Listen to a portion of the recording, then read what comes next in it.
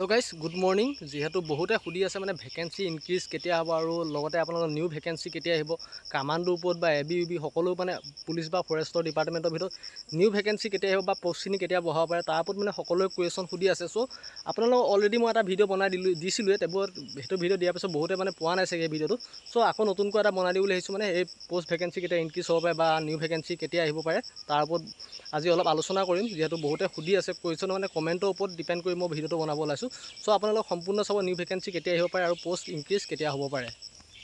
যিহেতু নতুন ভেকেঞ্চি আহিব পাৰে নে বহুতে সুধি আছে, আৰু লগতে আপোনালোকৰ যিখিনি পষ্ট আছে ভেকেঞ্চি ইনক্ৰিজ হ'ব নেকি।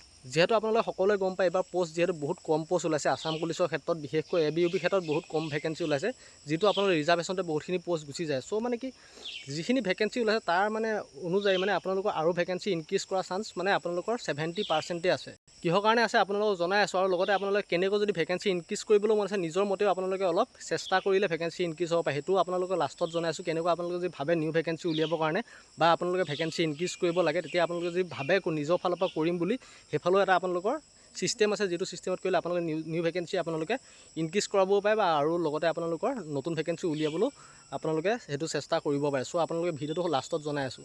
চ' এতিয়া আপোনালোকৰ ভেকেঞ্চি ইনক্ৰিজ হ'ব নেকি বহুতে সুধি আছে, যিহেতু মানে বহুতৰ কমেণ্ট খালি ভেকেঞ্চি ইনক্ৰিজ হ'ব নেকি বা নিউ ভেকেঞ্চি ওলাব নেকি।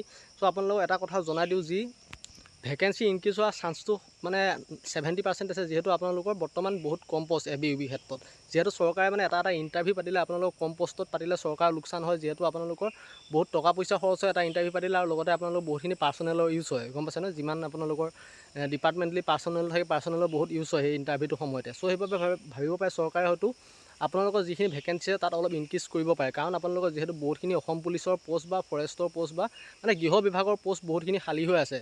যিহেতু 25,000 পষ্ট এতিয়া বৰ্তমানলৈকে খালী হৈ আছে। চ' সেইবাবে মই ভাবোঁ যিহেতু আপোনালোকে এতিয়াও ইণ্টাৰভিউ হোৱা নাই, ইণ্টাৰভিউ হোৱাৰ আগে হয়তো নটিচ এখন আহিব পাৰে, কৰিমডং নটিচ এখন আহি আপোনালোকৰ হয়তো ভেকেঞ্চি ইনক্ৰিজ হোৱাটো 70% চান্স আছে। যিহেতু আপোনালোকৰ ইণ্টাৰভিউ অক্টোবৰ নৱেম্বৰ ডিচেম্বৰত হোৱাৰ মানে এই বছৰটো লাষ্টলৈ হোৱাৰ চান্স আছে। চ' মোৰ ফালৰ পৰা আপোনালোকৰ আৰু 2 মাহ 3 মাহৰ ভিতৰত আপোনালোকৰ ভেকেঞ্চি ইনক্ৰিজ হোৱাৰ চান্স 70% আছে। আৰু যদি ভেকেঞ্চি ইনক্ৰিজ হয়, ভেকেঞ্চি ইনক্ৰিজ হ'লে আপোনালোকে আকৌ এটা এপ্লাই দিব, যিটো আগতেও 2বাৰ 3বাৰ হৈ গৈছে। আপোনালোকে দেখিছে নে নাজানো, আগতেও যদি মানে পষ্ট বঢ়াই দিছিলে, পষ্ট বঢ়াওঁতে আপোনালোকৰ ৰিএপ্লাই এটা হৈ যায়, মানে যোনখিনি কেণ্ডিডেট বয়স আকৌ হৈ গ'ল সিহঁতি আকৌ এপ্লাই কৰি সোমাবলৈ পায়, গম পাইছে নহয়। আৰু যদি বাই চান্স যদি ভেকেঞ্চি ইনক্ৰিজ কৰে, কিন্তু আপোনালোকৰ ইণ্টাৰভিউটো অলপ লেট হ'বলৈ চান্স আছে। যিহেতু আপোনালোকৰ যিটো ইণ্টাৰভিউ মানে কি যেতিয়া আপোনালোকৰ ভেকেঞ্চি ইনক্ৰিজ কৰিব লগতে আপোনালোকৰ এডমিট ৰিলিজ নকৰে, চ' 2 দিনমান লাগিব পাৰে। চ' সেইবাবে যদি ভেকেঞ্চি বাই চান্স ইনক্ৰিজো কৰে, আপোনালোকৰ ইণ্টাৰভিউটো নৱেম্বৰ ডিচেম্বৰৰ পৰা গৈ হয়তো জানুৱাৰী ফেব্ৰুৱাৰীও পাবগৈ পাৰে, মানে অকণমান লেট হ'বও পাৰে যদি ভেকেঞ্চি ইনক্ৰিজ হয়।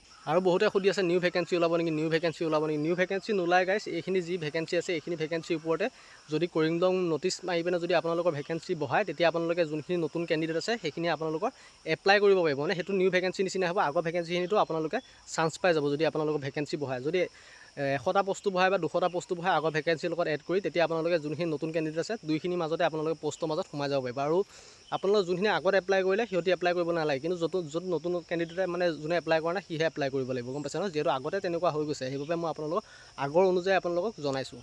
যদি বাই চান্স যদি ভেকেঞ্চি ইনক্ৰিজো নহয় বা আপোনালোকৰ নিউ ভেকেঞ্চি যদি মানে ভেকেঞ্চি ইনক্ৰিজ হোৱাৰ পিছত যদি ভেকেঞ্চি ইনক্ৰিজ নহয় পষ্টখিনিৰ লগত, তেতিয়া আপোনালোকৰ নিউ ভেকেঞ্চি এই ইণ্টাৰভিউটো শেষ হোৱাৰ পিছতহে ওলাব, নহ'বা ইণ্টাৰভিউটো আধা মান চেছ হোৱাৰ পিছত ওলাব। কাৰণ এটা ইণ্টাৰভিউ শেষ নোহোৱালৈকে কেতিয়াও নতুন ভেকেঞ্চি ৰিলিজ কৰিব নোৱাৰে, গম পাইছে নহয়।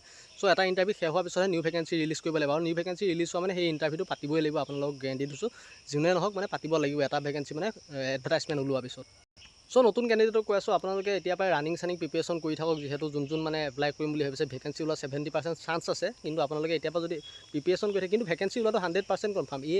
এইটো ভেকেঞ্চি নোলালেও নেক্সট যে ভেকেঞ্চি ওলাব 100% কনফাৰ্ম, 101% কনফাৰ্ম, মানে নেক্সট এই ভেকেঞ্চিটোৰ পিছতে যে আৰু ইয়াতকৈ সহ ভেকেঞ্চি ওলাবলৈ গৈ আছে। সেইকাৰণে আপোনালোকে এতিয়াৰ পৰা প্ৰিপেৰেশ্যন কৰি থাকক, কাৰণ কম্পিটিশ্যন বহুত হৈ আছে, আপোনালোকে সকলোৱে গম পায়। এতিয়াৰ পৰা যদি আপোনালোকে প্ৰেক্টিছ বা প্ৰিপেৰেশ্যন কৰি থাকে, আপোনালোকে তেতিয়ালৈ চাকৰি লোৱাত বহুতখিনি সহজ হৈ যাব, গম পাইছে নহয়। চ' এতিয়া ভেকেঞ্চি ইনক্ৰিজ কেনেকৈ কৰিব পৰা এটা টেকনিক আছে, বা আপোনালোকৰ নিউ ভেকেঞ্চি উলিওৱা এটা টেকনিক আছে, আৰু লগতে আপোনালোকৰ এডমিট কাৰ্ডৰ সম্পৰ্কটো যদি সোনকালে উলিয়াবলৈ মন আছে, এটা টেকনিক আছে, গম পাইছে। টেকনিকটো কেনেকুৱা টেকনিক আপোনালোকক শিকাই দিছোঁ। যিটো আপোনালোকৰ গ্ৰুপ থাকে, গ্ৰুপত আপোনালোকে এটা কাম কৰিব, CM ছাৰ যেতিয়া লাইভ আহে, CM ছাৰ লাইভ আহিলে আপোনালোকে কি কৰিব, সকলো গ্ৰুপতে শ্বেয়াৰ কৰি দিব যে নিউ ভেকেঞ্চিৰ বিষয়ে সোধ, বা আপোনালোকৰ যি ভেকেঞ্চিটো বঢ়াই দিয়া বিষয়ে আপোনালোকে যদি কমেণ্ট কৰে, তাৰ ওপৰত আপোনালোকে এটা মন্তব্য পাবই CM ছাৰৰ পৰা। চ' ভেকেঞ্চি এনেকুৱা CM ছাৰে বহুতকে মানে কি এনেকুৱা কমেণ্টত কথা শুনি বহুতখিনি কাম কৰিছে মানে CM ছাৰে, গম পাইছে নহয়। আপোনালোকৰ সেইবাবে কৈছোঁ, আপোনালোকে যদি CM ছাৰ লাইভ আহে, আপোনালোকে যি আপোনালোকৰ ডাউট থাকে, ভেকেঞ্চি বঢ়াই দিয়া ডাউট থাকে বা নিউ ভেকেঞ্চি অহা ডাউট থাকে বা আপোনালোকৰ এডমিট কাৰ্ডৰ সম্পৰ্কত ডাউট থাকে, আপোনালোকে কমেণ্ট কৰিব। কিবা এটা নহয় কিবা এটা ৰিপ্লাই হ'ব, কিন্তু এটা দুটাই কমেণ্ট কৰিলে নহ'ব গাইছ, গ্ৰুপত শ্বেয়াৰ কৰি দিব লাগিব। নাই কমেও 100টা বা 50টা কমেণ্ট একেৰাহে ওলাই থাকিলেহে CM ছাৰে সেই কথাটো ৰিপ্লাই দিয়ে। যিহেতু আমিও তেনেকুৱা কৰি পাইছোঁ আৰু আমি সেনেকুৱাভাৱে যিটো কামৰ কাৰণে কৰিছিলোঁ তেনেকুৱা আমি সেইটো কাম হৈও গৈছে CM ছাৰৰ লগত, CM ছাৰক মানে এনেকুৱা কমেণ্ট কৰোঁতে, গম পাইছে নহয়। চ' মামাই যিখিনি কয় আপোনালোকৰ হৈয়ে আছে, আপোনালোকে নিজে দেখি আছে। চ' 2 লাখ ভেকেঞ্চিও আহি আছে, আপোনালোকে গম পাই আছে। যিখিনি কৈছে সকলোখিনি হ'বই 5 বছৰৰ ভিতৰত। আপোনালোকে খালি নিজৰ প্ৰিপেৰেশ্যনটো চলাই ৰাখক, সেইটোৱে মই আপোনালোকক ক'লোঁ। 100% নিজৰ ফালৰ পৰা দি ৰাখক আপোনালোকে চাকৰি বা জব এটা পাবলৈ হ'লে, গম পাইছে নহয়। চ' আপোনালোকক আজি মই এটা কথা কৈ দিওঁ, যিহেতু আছাম পুলিচৰ মেডিকেলৰ ক্ষেত্ৰত বহুতৰে মানে ডাউট থাকে, আৰু আপোনালোকৰ কি মেডিকেলৰ ক্ষেত্ৰত মানে কি হয়, চকুৰ ক্ষেত্ৰত বেছি মানে আপোনালোকে ষ্ট্ৰিক্টলি চোৱা হয়। আপোনালোকক যিহেতু মই আছাম পুলিচৰ মেডিকেলৰ ক্ষেত্ৰত আপোনালোকক জনাইছোঁৱে। চ' আপোনালোকৰ কালাৰ ব্লাইণ্ডনেছ বা আপোনালোকৰ যোনটো ডিষ্টেঞ্চৰ যিটো বস্তু থাকে, বস্তুটো আপোনালোকে অনলাইন অৰ্ডাৰো দিব পাৰে, গম পাইছেনে। মই যিহেতু গম পাইছোঁ অনলাইন অৰ্ডাৰ দিব পাৰে। আপোনালোকে সেইটো যদি আপোনালোকে প্ৰেক্টিছ কৰোঁ বুলি ভাবে, আপোনালোকে অনলাইন অৰ্ডাৰ দি মোৰ ডেছক্ৰিপশ্যনত থাকিব সেই বস্তুবোৰ, কালাৰ ব্লাইণ্ডনেছৰ বস্তু বা আপোনালোকৰ যিটো ডিষ্টেঞ্চৰ বস্তু, আপোনালোকে অনলাইন অৰ্ডাৰ দি আপোনালোকে কৰিব পাৰিব, কি বুলি কয়, নিজে ঘৰতে প্ৰেক্টিছ কৰিব পাৰে মেডিকেলৰ কাৰণে, যাৰ চকুৰ অলপ প্ৰব্লেম আছে বুলি ভাবে।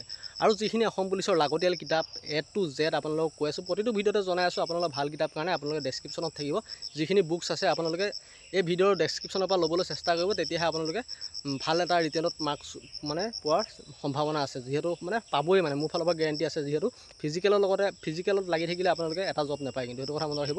লগতে আজিকালি ৰিটেনতো কম্পিটিশ্যন, ফিজিকেলতো কম্পিটিশ্যন, গম পাইছেনে। এনেকুৱা কম্পিটিশ্যন আপোনালোকে সকলোৱে গম পায়। চ' আপোনালোকে বুককেইখন পাৰিলে ডেছক্ৰিপশ্যনৰ পৰা ল'ব। যদি আজি ভিডিঅ'টো ভাল লাগিল লাইক কৰিব, আৰু নেক্সট ভিডিঅ' কিহৰ ওপৰত লাগে কমেণ্ট কৰিব, মই নিশ্চয় বনাম নেক্সট ভিডিঅ'টো কিহৰ ওপৰত লাগে। চ' আজি ভিডিঅ'টো ইমানে, ধন্যবাদ।